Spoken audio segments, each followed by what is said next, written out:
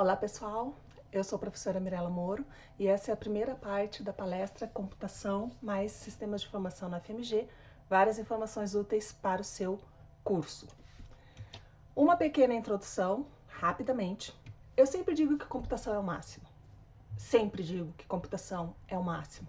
Porque computação é uma atividade humana de criatividade, que produz inovação e promove a descoberta. Então, criatividade é extremamente importante para um bom profissional da ciência da computação ou de sistemas de informação.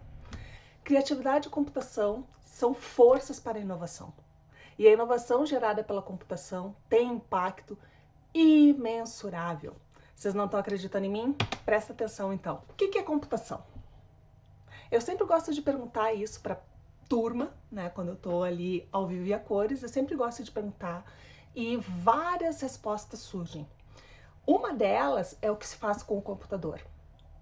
E aí as pessoas sempre pensam assim, eu sei mexer no computador, então eu sei computação. Não é bem assim.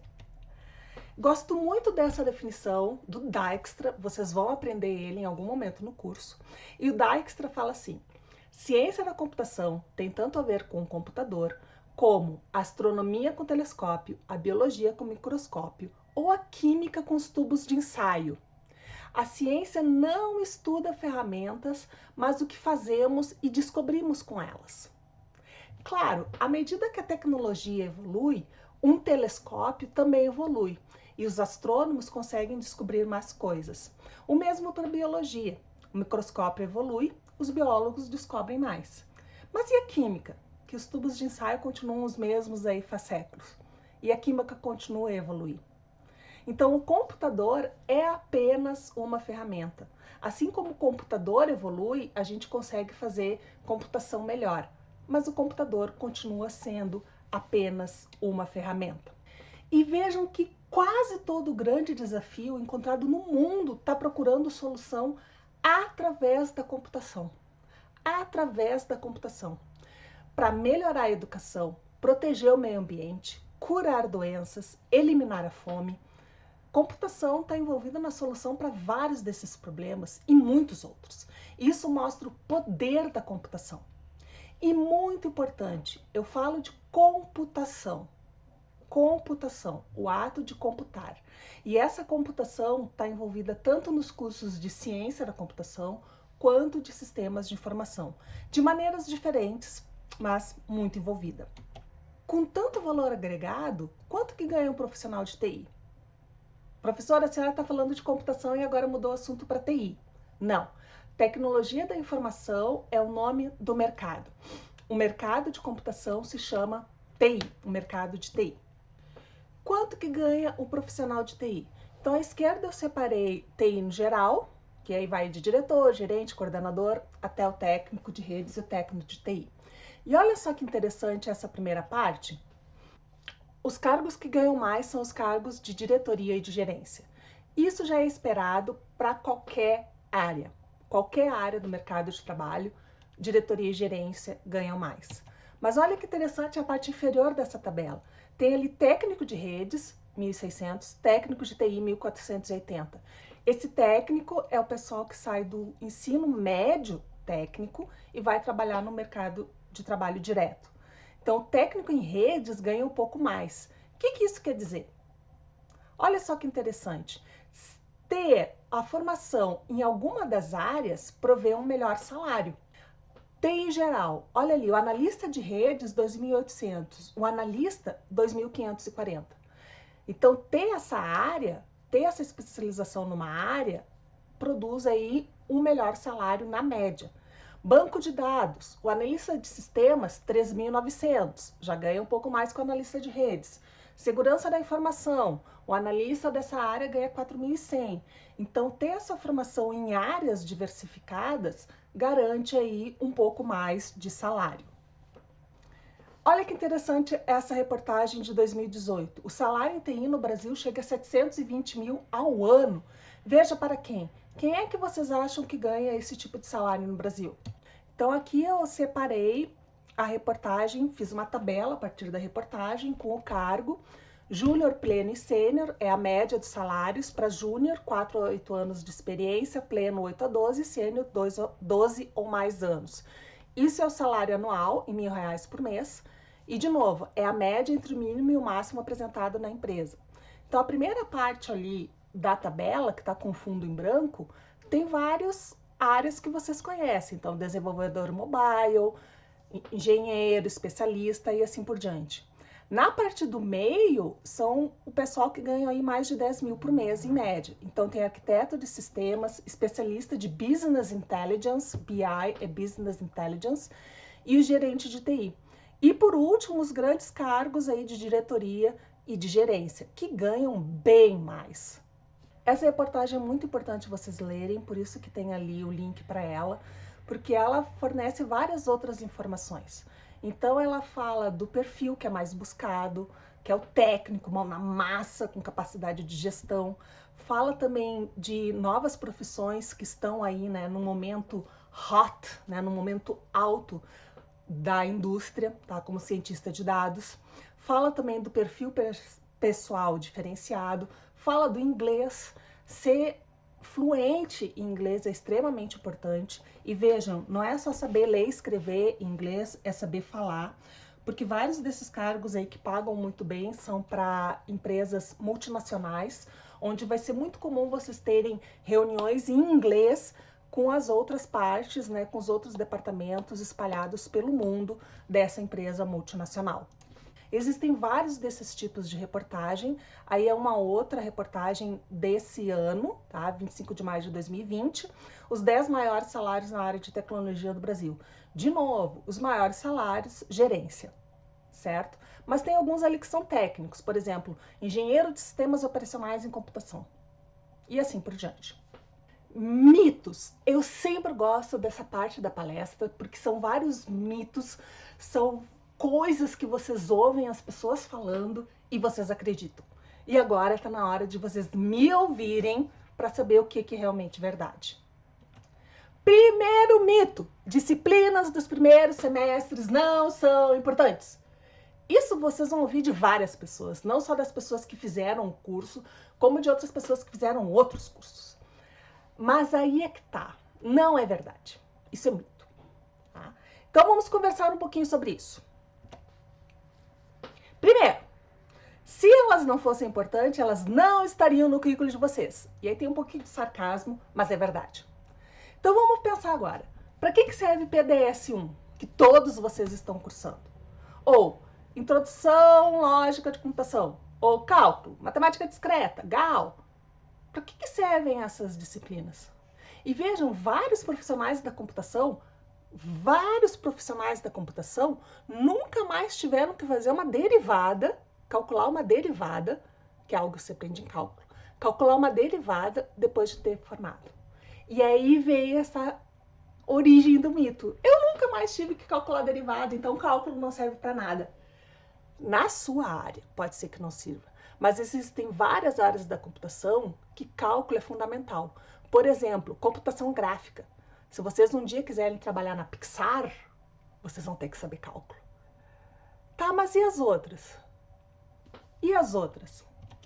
Aqui eu gosto muito dessa definição, que eu chamo que essas disciplinas são verdadeiros abridores de cabeça. Vocês estão acostumados a um certo tipo de estudo, a um certo tipo de dificuldade, que veio lá do ensino médio. Quando chega na universidade, a dificuldade é outra. E essas disciplinas do primeiro semestre servem justamente para preparar a mente de vocês para o que vem depois. Elas abrem a cabeça de vocês para novos conceitos que até o momento vocês nunca imaginaram. Por exemplo, resolução de problemas. A área de computação é responsável por resolver problemas dos mais diversos tipos. E para isso vocês precisam de interpretação. Ah, professora, mas eu aprendi interpretação de texto nas aulas de português. Não é esse tipo de interpretação. Tem vários tipos de interpretação do problema. Tem interpretação também de quando vocês estão conversando com o cliente, saber extrair o que realmente é importante. Raciocínio. organização, abstração. Tudo isso são ferramentas diversas que vocês encontram nessas disciplinas. E que essas disciplinas vão ajudar vocês em todo o curso, porque essas ferramentas são as básicas, certo?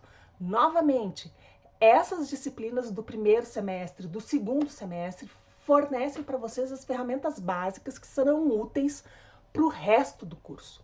O que mais? Segundo mito, terminar a graduação não é necessário. Esse tempo já se foi. Era muito comum nas décadas de 40, 50, 60, 70, do século passado, as pessoas serem bem de vida, terem posses, sem nunca ter entrado numa universidade. Esse tempo já se foi. Tá? A graduação ele não é um emprego garantido, mas ele é um excelente começo, principalmente para a área de TI. O mercado de TI está aquecido. Sim, essa parte é verdade, ele está aquecido. Mas tem um porém. Tem muita vaga aberta para pessoas competentes. E da onde que vem essa competência? Várias dessas competências estão acopladas, misturadas nas disciplinas que vocês têm no curso. Então, terminar a graduação é importante para vocês conseguirem essas vagas, que são as melhores vagas. Tá? É um erro concluir que o aquecimento garante bom emprego para todo mundo. Não. Tá? Tem muito emprego sobrando de vários níveis. E vocês, com a formação que vocês têm acesso aqui nessa universidade, vocês terão total condição de disputar pelas melhores vagas, com os melhores salários. Certo? O que mais? Pós-graduação não conta? Depende. Se você quer a carreira que eu tenho, que é aqui, uma carreira acadêmica numa universidade de excelência, pós-graduação é obrigatória. Tá? Porém, ter uma pós-graduação também auxilia a evoluir nas outras carreiras, seja na indústria, seja no comércio.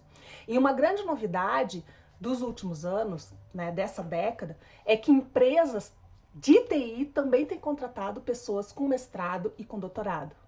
Então, empresas de TI também têm contratado mestres e doutores. Isso é novidade. Na época que eu me formei, não tinha isso. Agora tem. Não é lugar para meninas. Isso é um grande mito. Grande mito. E aí eu vou falar um pouco mais sobre ele. Porque é importante. Não que os outros não sejam, mas esse é importante. Então, diversidade de gênero. Primeiro, existem várias diversidades, mas eu vou falar aqui de gênero. Gosto muito desses exemplos de Hollywood. Tá? Então, O Hobbit, que é um excelente livro, excelente, a história é fabulosa, aquela coisa toda, mas não tem nenhum personagem feminino nele. Chega nessa década e os produtores de Hollywood resolvem transformar esse livro em filme, sem nenhum personagem feminino. Sabe o que ia acontecer? Ia ser uma catástrofe.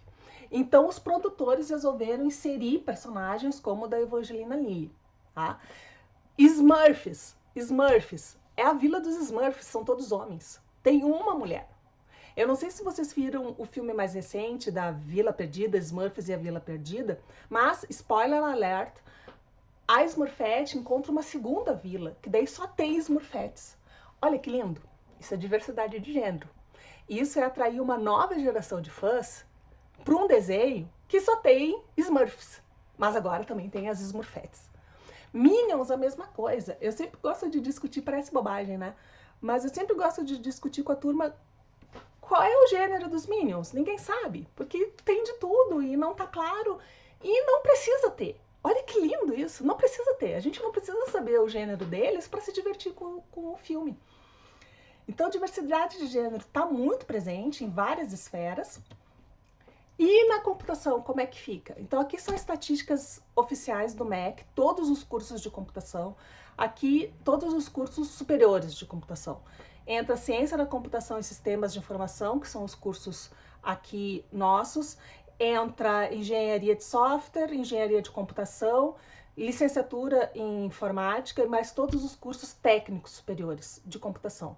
E esses são os números. Então, aí tá de 2001 a 2017, né, o ano. 2018 e 2019 não tem mudado muito. E esses são os números absolutos. Então, se vocês olharem a linha bem de baixo ali onde tem mulheres, Tem 50 mil mulheres nesses cursos. E aí vocês estão pensando assim, nossa, professora, 50 mil mulheres é um monte de mulher. Será? Quando você olha na porcentagem de 2001, 2017, você vê que a porcentagem de mulheres tem diminuído de 24%, quase um quarto, para agora 14%. Tá? Esses são os matriculados nos cursos de computação. É pouquíssimo. Tá? Existe um problema, poucas mulheres iniciando os cursos de computação. E existe a tendência desse número a diminuir, tanto no Brasil quanto nos Estados Unidos. Esse problema merece solução? Sobre o mercado mundial, tá? Isso aqui é uma visão comum que as pessoas têm aí no fundo branco, que são muitos chineses, são muito indianos, claro que são bilhões deles, e algumas mulheres no mercado. Mas isso tá errado. A visão real, a realidade é o que está com fundo preto. São muitas mulheres, chineses e indianos, homens. Tá? E por que isso importa? Porque olha só, tem uma reportagem da Forbes que mostra que as mulheres são responsáveis por 70% a 80% das compras. São 18 trilhões de dólares na mão das mulheres. As mulheres que tomam a decisão de como esses trilhões de dólares serão gastos. Olha que interessante. Enquanto isso, os web designers, por exemplo, que fazem as plataformas de e-commerce, de comércio eletrônico, não só os web designers, né, mas os engenheiros, os arquitetos, todas as equipes envolvidas, a maioria são homens. Percebe o problema? Que vocês têm homens desenvolvendo produtos que, na verdade, quem vai consumir são as mulheres? Ou quem vai decidir se serão consumidos são mulheres? Percebe? Exemplo real, eu adoro esse exemplo real, quando eu apresento para a turma, as meninas quando enxergam essa figura, tudo fica assim, né? Dão uma risadinha, ou só olham para mim, põem a mão na testa, aquela coisa toda, e os meninos ficam assim, com aquela cara de, hã? Isso aí é para usar em piscina, é uma cama de ar para usar em piscina. Sabe quando que um grupo de engenheiras iria provar esse produto? Nunca! E eu gosto muito do comentário que essa pessoa fez no Twitter, que ela diz assim, focus group. Esse produto poderia ter sido evitado com um focus group de mulheres. Nenhuma mulher teria aprovado esse produto. Mas não é só isso, tá? Então, deixando as piadinhas de lado, existem várias pesquisas que mostram que a diversidade de gênero torna uma empresa mais produtiva, por diversos motivos, certo? Então, diversidade é importante. Times diversos podem desenvolver mais ideias inovativas ou ideias mais inovativas. Tem perspectivas diferentes que provêm da diversidade. Tá? E essas empresas que suportam a diversidade de gênero vão ter mais benefícios mais cedo. Aí vão provavelmente liderar a indústria. Isso é importante. Isso está na Harvard Business Review, tá ali o link, é uma reportagem do ano passado. E na computação? Gênero influencia na utilização de software. Vejam, para nós, software é um produto. Aplicativo de celular é produto. É produto. Vai ser vendido, vai ser consumido. Tá? São produtos. E existem várias diferenças entre homens e mulheres. Primeiro, os tipos de aplicativos mais usados por homens são diferentes dos tipos de aplicativos mais usados por mulheres. Isso aqui é uma diferença física. O nosso tamanho menor da mão também influencia. Aqui a tela de touchscreen, a gente tem uma mão menor, mulheres têm uma mão menor, homens têm uma mão maior. Isso é considerado nesses tipos de aplicativos? Duvido eu dó, na maioria não. O LinkedIn, antes era um aplicativo que os usuários eram massivamente homens, hoje já está quase aí 43% mulheres, está quase metade. Mas as mídias sociais, de maneira geral, as mulheres dominam. Então, mídias sociais, gente. Então, vocês têm equipes que são massivamente homens fazendo produtos onde os consumidores são massivamente mulheres. Existem oportunidades que não estão sendo exploradas, porque esses homens não têm a menor noção de que essas oportunidades existem. Wikipedia, e esse exemplo eu gosto muito, Wikipedia é mais ou menos 50%, né, de usuários homens, 50% de usuários mulheres, mas os editores, a maioria são homens. Então, são homens escrevendo os artigos que, na verdade, vão ser lidos por metade homens e metade mulheres. E tem vários outros exemplos. Tá, agora, pensa, e aí? Vários exemplos aí de tecnologia, de diferenças que às vezes são físicas, de diferenças que são de comportamento, diferenças que são culturais entre homens e mulheres. E aí? E vocês com isso, né? Aquela coisa. E eu conheço, professor. Gosto muito desse artigo, eu vou dar o link para vocês daqui a pouco. Esse artigo fala, dado que a diversidade na mão de obra produz melhores produtos, e aí tem várias referências que atestam isso, essa baixa diversidade de gênero na indústria de software, potencialmente, né, devido à utilização de software, é problemática para essa indústria. E é um estudo longo que mostra vários desses problemas. A origem do problema, aqui tem um pouco de fatos históricos. Então, historicamente, o nome das mulheres foi literalmente apagado dos livros de história da computação e tem um grande esforço para retornar esses nomes para os livros de histórias da computação. Mas o que acontecia, em resumo, era o seguinte: a parte de engenharia, a parte de hardware, era dos homens. Os homens faziam engenharia. Então, o ENIAC, que é o primeiro grande computador famoso da história da computação, foram os engenheiros homens que construíram ele. E ele era enorme. Então, a pessoa via, enxergava a máquina. E essa máquina tinha sido produzida por homens. A parte do software, que fazia a máquina funcionar e tudo mais, não era visto. Não tinha, assim, não tinha o mesmo apelo de ter um computador daquele tamanho. Então, isso foi relegado às mulheres. As mulheres foram as primeiras programadoras porque era um emprego de segunda linha. Tá, é só programar. Mas a engenharia, que é o importante, foi feita por homens. Isso é cultural, isso é histórico. Tá? Vejam o filme Estrelas Além do Tempo, Hidden Figures. Vejam esse filme que vocês vão ter outras perspectivas sobre o ponto de vista histórico. Então, a origem do problema, aí é outro artigo que fala sobre isso também, né? Então, as primeiras programadoras eram todas mulheres, tá? E algo que não ajudou muito foi na década de 80, quando os primeiros microcomputadores para usar em casa começaram a ser vendidos, eles eram vendidos como brinquedos para meninos. E não apenas isso. Vejam esse livro aí, é uma capa de um livro, esse livro é real, tudo sobre os microcomputadores MSX para meninos, com a foto de um nerd típico na capa. Que menina que vai se motivar a comprar esse livro e aprender sobre esse tal de computador? Com livros assim, nas prateleiras. Complicado. Possíveis soluções, então existem várias iniciativas para atrair mais meninas para a computação. Aqui no DCC eu gerencio o projeto BitGirls, tá? Ele é fomentado por um projeto financiado pelo CNPq, Bytes e Elas. Aí estão os links. Não só isso, a Sociedade Brasileira de Computação também chancela vários projetos no país inteiro para atrair mais meninas para a computação. Está ali meninasdigitais.sbc.org.br. Confiram esses sites, eu acho que vocês vão gostar. Várias outras leituras, tá? Eu não vou falar muito delas. O último artigo é o que eu falei antes, tá? Que eu disse para vocês que eu ia dar a referência, mas vejam, esses 6 primeiros são da HBR, Harvard Business Review. Então, não é um problema que a professora Mirella está falando para vocês e ninguém mais dá bola para isso. Não. O mundo inteiro está de olho na diversidade de gênero. Não só nessa, novamente. Não é só a diversidade de gênero que importa. Todas as diversidades são importantes. Mas aqui o foco meu e do meu projeto é de diversidade de gênero e eu quis apresentar um pouco mais dele para vocês. Porque o que acontece? Universidade é para isso. Universidade não é só para vocês aprenderem a parte técnica da computação. Universidade é para vocês aprenderem as questões sociais da computação. Como a computação impacta a nossa sociedade. Como a gente pode fazer uma sociedade melhor.